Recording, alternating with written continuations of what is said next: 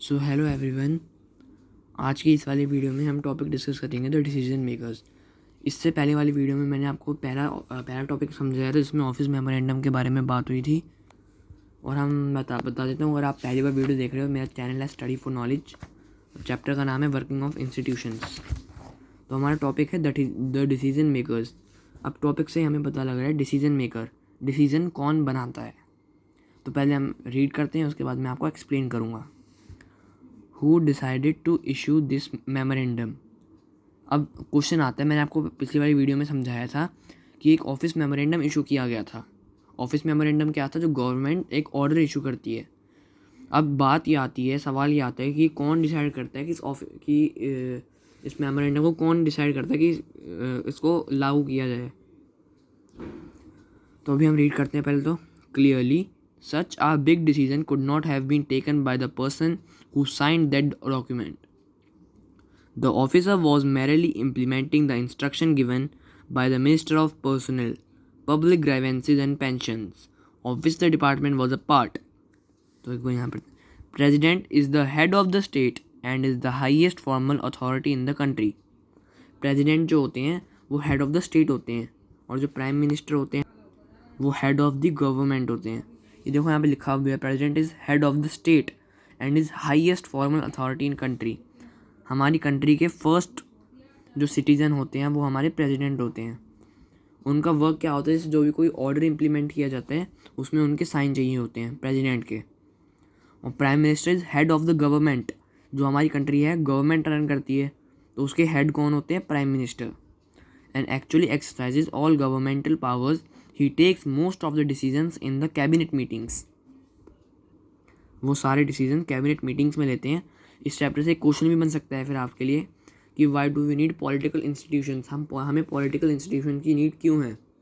तो इसमें हम जस्टिफाई कर सकते हैं कि एग्जांपल दे सकते हैं हम एक पार्लियामेंट का, और हम यूँ लिख सकते हैं कि जो भी हमारे मिनिस्टर्स होते हैं वहाँ पे उनकी मीटिंग होती है, मेजर डिसीजंस वहाँ पर लिए जाते हैं, इसलिए हमें एक पॉलिटिकल इंस्टीट्यूशन चाहिए होता है। पार्लियामेंट कंसिस्ट, देखो लिखा भी, एग्जाम्पल भी दिया हुआ है। Parliament consist of president and 2 houses, Lok Sabha and Rajya Sabha. The prime minister must have support of a majority of Lok Sabha members. So were all these people involve in this decision regarding the office memorandum. तो अभी मैं पहले आपको explain कर देता हूँ। इसमें लिखा गया है कि जो हमारे पार्लियामेंट होता है वो अपर हाउस और लोअर हाउस में होता है। जो अपर हाउस होता है उसको राज्यसभा बोलते हैं, और जो लोअर हाउस होता है उसको लोकसभा बोलते हैं। इसको लर्न करने की ट्रिक ये है कि लोअर हाउस में एल आ रहा है और लोकसभा एल से होता है। ओके, अब एक बात आ रही होगी आप सबके मन में कि अगर लोकसभा लोअर हाउस है और राज्यसभा अपर हाउस है तो राज्यसभा ज़्यादा पावरफुल होगा? नहीं, लोकसभा ज़्यादा पावरफुल होता है। और क्यों होता है ये मैं आपको, इसके लिए मैं अलग से एक सेपरेट वीडियो बना दूंगा। अभी हम इस पर ही फोकस कर लेते हैं। This office memorandum was the culmination of a long chain of events.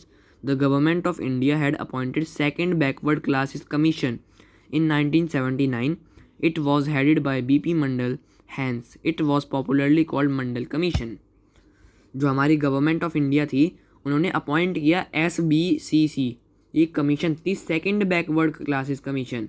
वही 1979 में बनी थी। और जो इसके चेयरमैन थे, जो हेड थे इनके, वो थे BP मंडल। तो इस कमीशन को फिर हमने नाम दे दिया मंडल कमीशन। तो इनके द्वारा ऑफिस मेमोरेंडम लागू किया गया था।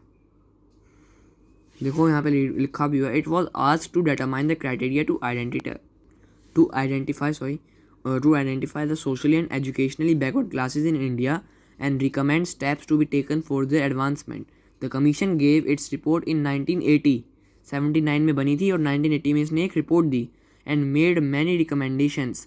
One of these was that 27% of jobs, government jobs, be reserved for socially and educationally backward classes. Report and recommendation were discussed in the parliament. For several years, many parliamentarians